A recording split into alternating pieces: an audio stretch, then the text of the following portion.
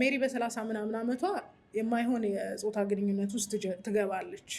በ1790ዎቹ ላይ ተቃራኒ ጾታ የፍቅር ግንኙነት ትጀምራለች። ተቃራኒ ጾታ ያ ተቃራኒ ጾታ ሰውየው ያገባ ሰው ነበረ።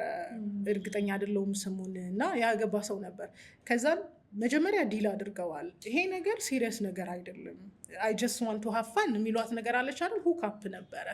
እሷ ግን ፍቅርን ትፈልግ ስለነበር፣ ትዳርን ትፈልግ ስለነበር በአጋጣሚ ከሰውየው ጋር ጠበቅ ያለ ግንኙነት ጀመረች። መርቻንት ነበረ፣ ነጋዴ ነበር። ከዛ በኋላ ታረግዛለች።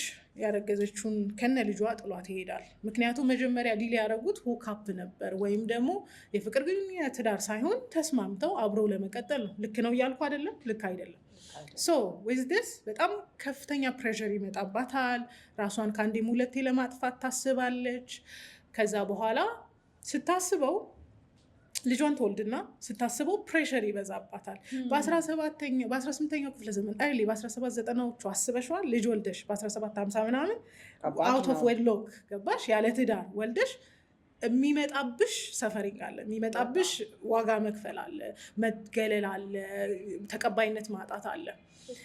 እኛ የምንሰራው ልክ ያልሆነ ነገር ሶሳይቲው ሰፖርት እንዲያደርገን መብት ማግኛ አይደለም።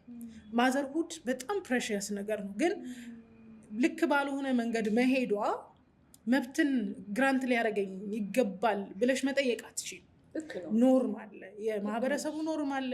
ሁሉም አብዛኛው ሰው አግብቶ ነው የሚወልደው። አግብቶ በሚወልድበት ኮሚኒቲ ላይ አይ እኔ አውት ኦፍ ዌድሎክ ነው የወለድኩት፣ ግን ኮሚኒቲው ሊያስብልኝ ይገባል። በጣም ተገልያለሁ፣ በጣም ዋጋ ከፍያለሁ። ስለዚህ ሳስበው ይሄን ሁሉ ፕሬሸር ሴቶች አኮሞዴት ለማድረግ መማርና መስራት አለባቸው። አሁንም ጥሩ ነው፣ መማርና መስራት አለባቸው። በጣም ጥሩ ነው።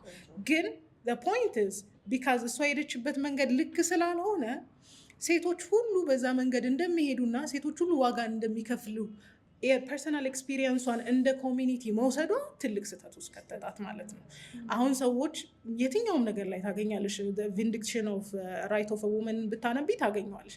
it was her personal experience፣ የራሷ የግል ኤክስፒሪየንስ ነው። ከግል ኤክስፒሪየንስሽ ሃይፖቴሲስ አሰሪ። አንቺ ነሽ በዛ ሲናሪዮ ያለፍሽው። እሷና ጥቂት የተማሩ ጓደኞች ነበር